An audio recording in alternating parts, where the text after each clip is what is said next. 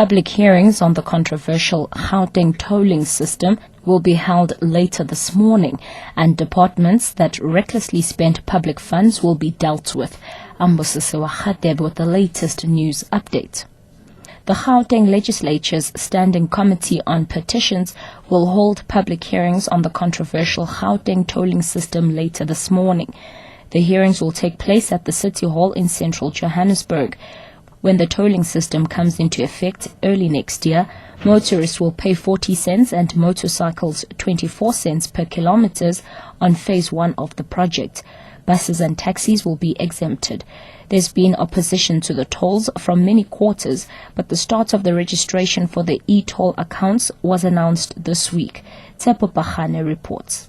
The Gauteng legislature has received 4 petitions from COSATU, the South African National Civic Organization, a Centurion resident, and the DA's Neil Campbell on behalf of over 9,000 Gauteng road users. All have expressed concern regarding the installation of the electronic tolling system on Gauteng's highways. They argue the tolls will increase the cost of living and will impact on workers using private cars to work, and that small enterprises will suffer from inflated costs of transporting goods and services. SABC News.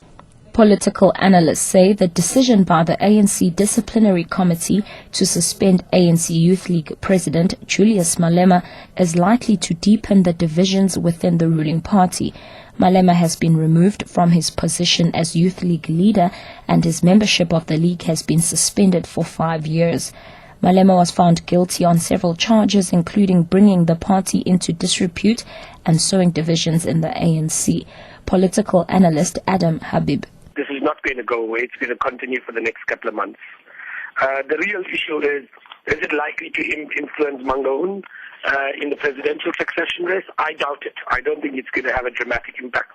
But it's likely to deepen the divides within the ANC, where we have had multiple factions emerging, and these divisions will likely continue.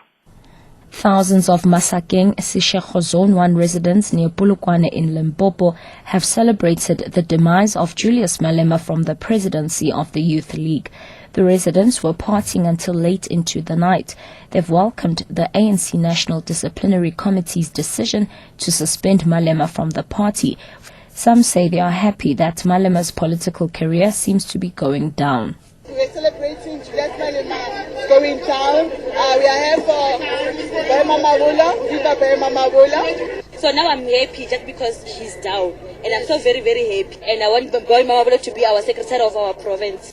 For more on the reactions of Malema's suspension, catch our package on option 7. And lastly, President Jacob Zuma has assured members of parliament that departments that recklessly spent public funds will be dealt with. He answered a question by the DA on how he would address the issue of a 200% increase in fruitless and wasteful expenditure by national departments in the past financial year. Zuma says there are a variety of measures to ensure that departments do not incur such expenditure. He says action will be taken in accordance with the misdemeanor. It does not prescribe firing only. It prescribes a number of steps and a number of different levels of what do you do. So I'm saying once we find it, we'll act. And the acting will be in accordance with the size of the crime committed. Catch the latest news anytime here on NewsBreak, option 1.